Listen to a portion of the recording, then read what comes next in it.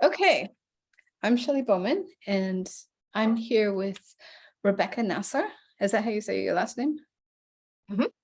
And do you usually use Bex? I noticed that was your one of your. Yeah, different things. Becky, Becca, Okay, Rebecca sometimes. okay. Rebecca, anyway, Whatever. welcome to the inaugural interview with me. And so this is going into the group and then YouTube podcast. The podcast and YouTube channel are Shelley's and then Conscious Business Strategist. And so the idea of this is that I bring people like you who are having a positive impact on the world. And let me just make sure it's gallery view. So I'm filming both of us, hopefully. Anyway, so let's kick off. And so tell me about how things are going now in your business. How things are going now. Basically, I've just started to gain track now, so that's really nice. I've just gotten clear myself on what I actually want to do and help people with. Mhm. And now I've just started to work with clients. I'm in a really nice phase at the moment. And yeah, just getting also really good results from the clients. So it's just a really good phase right now. Awesome. Building, slowly gaining track, slowly building. Right. Yeah. And then some of what we went through before is that you're coming through this from a place where things are good now, but they weren't always that way. And that's where you got the direction for what you're doing now. So can you talk Yeah. a little bit about the things that pointed you in this direction of helping others? Yeah. Basically I wanted to start my business since a long time. And for about 6 months I was stuck in just too much of the feminine, too much. I just follow my intuition. I follow whatever I feel that day. And I didn't have enough clarity. No one really understood what I was doing. And that just, for me, it was a lot of, I put a lot of pressure on myself. I felt really self-conscious. I didn't really know what I was doing wrong, why it's working for everyone else and not for me. And then through that, at some point, I realized I just need to integrate more of the masculine energies as well, more of the strategy parts, and gain more clarity on what I'm actually doing, what I'm offering. Mhm. And that's kind of the pain that I'm transforming now in the programs that I offer. Basically helping the women who want to be coaches, who want to be mentors, healers, and want to bring positive change also to this world, but they're just stuck too much in their feminine and not integrating enough of the strategy to help them to bring it all together, so that finally people understand what they're doing and they can also start to attract clients in the end. Amazing. Yeah, a lot of people have that mindset of, that switching from like where you were and just like, I don't know what I'm doing and things. So it's an amazing thing that you're helping people with. And it's also, I just wrote, I think I put it in LinkedIn, a thing on overcoming fear. And a lot of people have the mindset issues with, just different things like getting out of their comfort zone. And like where you were, you were doing what you knew, but to get different results, you have to get out of that space of Yeah. where you like, okay, I know my stuff, but then getting beyond that, it can be kind of like daunting. So how do you help your clients get through those mindset shifts?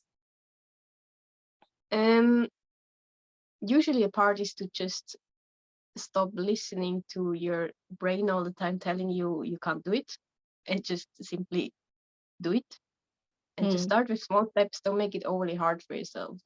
Like, some people have a problem to start to talk into a camera because they think maybe friends are watching, maybe parents are watching or whatever. Then just block these people for the moment, block them out. No, you have no one on your channel that watches you, which makes it easier for yourself to start. Or if you want to jump into full-time self-employment, maybe it's not for you to jump right away. Maybe start slowly. Just start, just do something, but it doesn't need to be like 100% full in, but at least start somewhere. Yeah, exactly. Like this podcast or this YouTube thing. It's like it's the first one, but you have to start somewhere.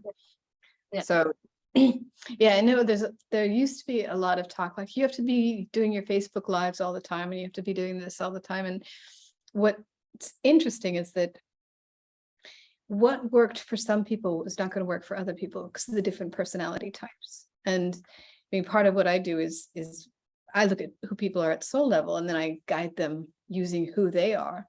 And it's very hard when you're like seeing, like at the beginning you said, why is it working for everyone else and what not working for me? You're basically seeing other people's outsides and comparing them to your insides. So it's like, Yeah. sorry. Exactly. So it's like, oh, they're all successful, they're all doing 6 figures, and it's all over, social media that, all these influencers are doing these things and they're living their dream life in Bali and whatever, and I'm stuck, and it's not working and da da da da. But sorry, I still have this cough. But you don't know the struggles that they went through. They might not be having their best life, they might be living in scarcity, and what people portray on social media is very shallow in terms of like the depth of what people are actually going through. Very rarely are people doing what I just asked you, like, oh, you were in a place of scarcity, like let's get real about where we come from and how we get to where we're going. So that's very powerful, and I think it's quite nice that I started this, and this series of interviews will not just be for women, it'll be for men as well, but the group is called Women's Empowerment Network. But I think that conversation is not just for women or people who identify as female. It's for everyone. Like everyone needs to empower women. So anyway, yeah, and then what kind of results are your clients getting with working with you? Well, in the end, they're getting clients. Yeah. That's kind of the goal. The main goal to free yourself from, like, many of them just really want to stop working in these like 9-to-5 jobs or stop working in this normal system and gain more freedom for themselves. So that's mostly their main goal. And with 2 of them, I just started now, so we're just starting out, slowly gaining track. Another one who I had for 2-3 months now, she started to really gain clients and fill her programs. Awesome. Yeah. Yeah, a lot of people, I think during COVID, and I know you just had COVID, I don't have COVID, I just tested like 3 times and I don't have COVID, but during the time of COVID, so many people realized that consensus reality is just not for them. Why am I working these crazy hours for someone else for, stuck in a job when I could be traveling the world, being a digital nomad, or, whatever. I find that most people have their goals go either into financial freedom so they can do what they want to do, or financial freedom so that they can be more with their families, or spend more time at home. So it tends to go either way. But anyway, Yeah, I want even both, I would say. Hmm? Even both, probably, I would say. Yeah.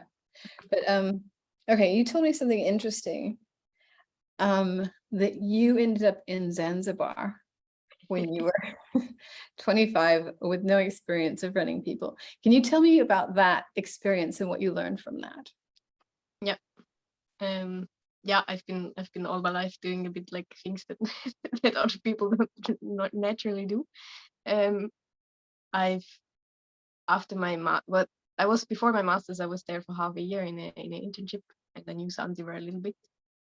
And then during my master's, I was just thinking, I really don't want to work in this normal office job here. That's just not my thing. I want to go back there somewhere. And then I managed to find this position as a hotel leader.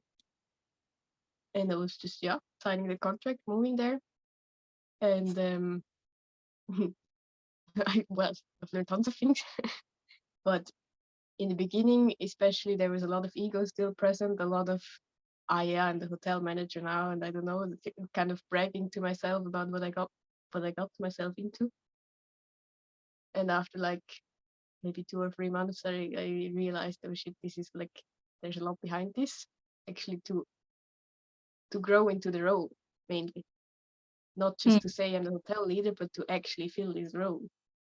Right. And that, yeah, it's probably, you grow the fastest if you just throw yourself in, and then you just have to handle it somehow. Yeah. So I learned a lot about that, what it means to lead, what it means to lead a team, to lead a business, to be also to sell, to be in contact with guests every day, what they need, to feel what they need, to give that, and to go through the struggles as well, because it's not always easy. Like Zanzibar is just a completely different environment in Switzerland, where I'm from. I'm living back in Switzerland now, and there's different challenges there. Trust is a big issue, that it's difficult to trust people sometimes, to give responsibilities, because some of them abuse it. So you have to handle these sort of things. How much can you give this responsibility? How much do you also need to handle yourself, so that to just sort of try to make all the players in the field happy. Like there's an owner of the hotel who wants to have his profit return. There's staff who want to be happy. There's guests who want to be happy. Just to be in the center of this and kind of handle all the needs that everyone comes to you with. That was a big thing. Yeah. And how long did you do that for? For 2 years. Wow. Okay. Yeah, it's and so do you feel that sets you up better for working with others in leadership? Sorry, again? Do you think that sets you up well for working with others in terms of your leadership abilities? Yeah, definitely. Yeah, being thrown off the deep end is actually a good thing sometimes. When I was that age, or a little bit younger, like when I first turned 21, I moved to Japan, and I suddenly was I was leading a team of 3 people, and the client was actually Swiss. They were Hilton International, and so I was leading a team, and we were setting up the new Tokyo Bay Hilton, but they needed someone who spoke English, and so I was having to go to all the meetings and dealing with all these senior managers from Hilton, and it was quite daunting, but it was also it was a very good learning experience culturally. Like you said, there's just so many cultural differences and things, but one of the interesting things with being a girl, I had never known too much, like the difference, like that we would be treated different as women than men. I was treated very much equal and within my family and what I did and things. But when I got there, one of the people who happened to be older than me, he took me to coffee. He was the only person in the whole Japanese company, like 40 something people, that actually spoke pretty good English, but he was under me, he was older, and he took me to coffee, and he was like, I have to resign. And I was like, no, don't resign. Nobody else speaks English. And I speak Japanese now, but I didn't then. And I had to learn really, really, really quick. But it was face. He was like, you're a female and you're younger than me. I can't have you being above me. It's a loss of face. And so he felt he had to resign. And that was a big, whoa. I'd heard about face. I knew I had studied Japanese culture before going there, but that was a really eye-opening experience. But it also leading a team where I didn't speak the same language, and I had to learn very quickly. That was also quite a good learning experience. It was effectively mentoring and working with 2 people who were teaching me Japanese at the same time, which was quite an interesting case. Yeah, I can imagine. But yeah, and it was also like I was the face facing these older people, and so I had to learn really quickly to have the confidence to go in and go to the meetings and like, here's what we're going to do, here's the logos. So there's all these food and beverage outlets. So being in the hotel industry yourself, I was thinking you would relate to that. Like you know, I had to do all the logos, all the food styling, all this, you know, things for the menus for this huge hotel. It was a bit daunting, but like you said, you just learn and you get through it. Yeah, you just like take it one day at a time. You just whatever comes to your plate, you Yeah, deal with it, and focus on what's most important right now to do. yeah, exactly. And it's also like when you're in a leadership position, you have to, like, the needs of your staff they have to come first. Like, what do these people need from me? What guidance? What's their forte? How can I nurture them up? Yeah. And that's quite important. So one thing I was going to ask you, and I didn't ask you this before or get into this, but where do you see yourself in like 5 years? What do you see yourself doing? Difficult question because I don't know. I sometimes find it hard to imagine where I'm in 1 year because there's so much happening. Like if you actually just go the steps every day, there can so much be happening in 1 year only. Like Okay, what do you see yourself doing in 1 year? What would you like to happen in 1 year?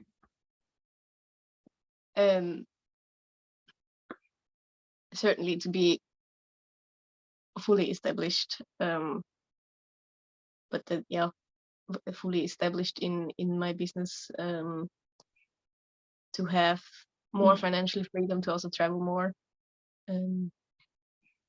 I don't really know if I would still be doing exactly the same thing, or if I would go into different avenues again, because the more you grow, the more like different topics come up that you want to give on to the other ones that come basically after you, and that's just like cycle that changes. But I would certainly be still keeping doing my business, and yeah, still on it. Right. But and have you kept in touch with any of the people that you've worked with along the way, like mentored or worked with, say anyone from the hotel or any of your clients or anything, just to see how they're going and what they think of you going, like, you know, it Yeah, might have been a year or so ago, but with my clients, I'm with all of them kind of still in contact, even from the hotel. Yeah, not like in everyday daily touch, but like maybe some every month to check in what they're doing, how it's going. I've also been back in Zanzibar beginning this year, because the thing is, I got to know my husband there, and he's a Zanzibari, so I'm also not there. Like I will still be there for sometimes, and then yeah, I of course also went to visit the hotel and see how it's going. Yeah, I think that's also important and interesting to see how people develop, what's going on there, and yeah, it's also like you have a small part in someone's journey, and exactly. And that's what I was going to say. So it's nice to know that you were that you helped someone and, you know, their life course could have gone this way, but you kind of pushed it this way and it improved their life. And that's what I would consider, even if it's one person, you've made a positive impact on the world. And there was worked in China for a consumer electronics company, and my assistant, I had like 35 staff at one point, and I was trying to teach them English, but especially my assistant, like when I tried to speak Mandarin or Putonghua, they would all look at him like, what did she say? Because he could understand me, because we were working so closely. So we were speaking like I was trying to teach him English, he was trying to teach me Putonghua, so you know he could understand me. But then years later, my husband and I went to visit him in Guangzhou, and he picked us up and then took us to a nice hotel, and then, you know, we went back to their place, and he and my husband maybe had a beer or so, but he was like, see this house, see my wife, see my car, see my kid, you know, it's all because of Sheli. And it's like, oh, and it's but it's I'm not just saying that like to brag, but it's more like when you've just done, you know, a little bit extra for the people that you're working with, that little bit extra, it can make a huge difference in their life. And like when I was young, I wanted to be a fine artist, and my dad said, no, you're gonna starve to death. Why don't you go and say you'll work for free at this design studio? I lived in a small town in like the wine country area of Northern California. And so I went in and I was like, okay, I was like 12 or 13 years old. And I'll just hang out here and, you don't have to pay me. I'll just learn about what you guys do. It's a commercial, like a design studio. And they started paying me fairly well. And I started designing wine labels and all this stuff. But it was the people that were there that changed 100% the course of my life, because then I became a designer and a creative director and whatever. But it was those, and it wasn't their job to work with me or to show me how to do things or to tell me that was good or that was bad. I hadn't gone to college yet and whatever, but those mentors, they stick in my mind. It's like a pivotal thing. Certain teachers I had at school, there was one person, she was Japanese, because she was so hardcore and scary. I got really, a lot of work done in her thing, and she's the reason I went to Japan, and why I've been in Asia all my life. So it's interesting to go back and see how much, a little bit from you has changed the course of other people's lives. It's quite inspiring. Yeah, and also to go back in your own story and see what some small things can change. Like I remember having been in a workshop a year ago, which was kind of the kickoff for me to actually get going. And it was just like, I think like $100 or $200 workshop, nothing really huge, but it just changed so much of my thinking and so much of how I perceived the world, that it just got me going. And that's, sometimes it doesn't need a lot, sometimes it can be a small thing. Amazing. Have you reached out to that person and said, hey, you changed my trajectory? Yeah, I did actually. Awesome. That's so sweet.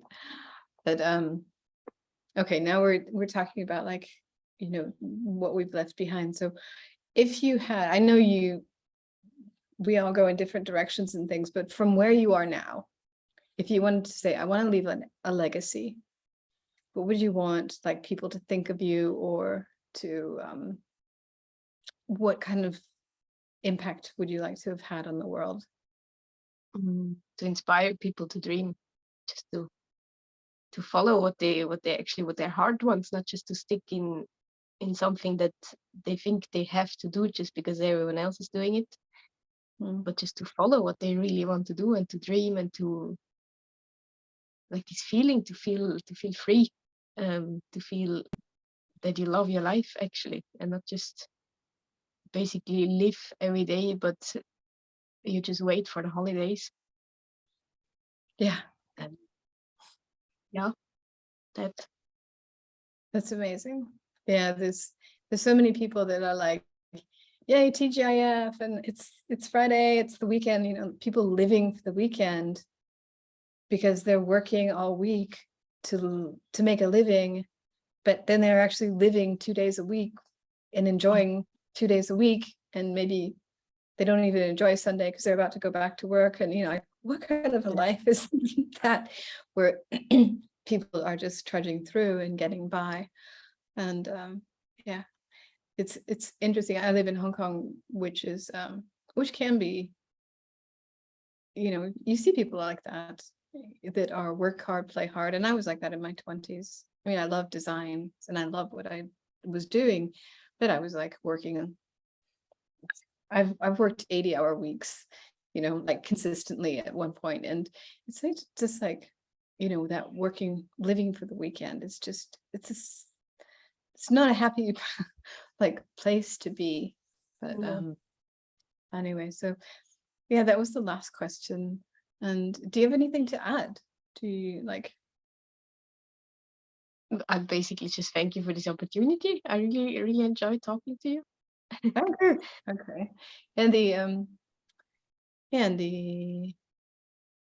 I don't know why, like, because I put it out in one group, and just a ton of people. This was the Extraordinary Coaches group, and a ton of people were like, hey, I want to do this, but you were the first one who actually, there was another lady who scheduled, but I was too sick on the weekend to speak with her. So you ended up being the first one.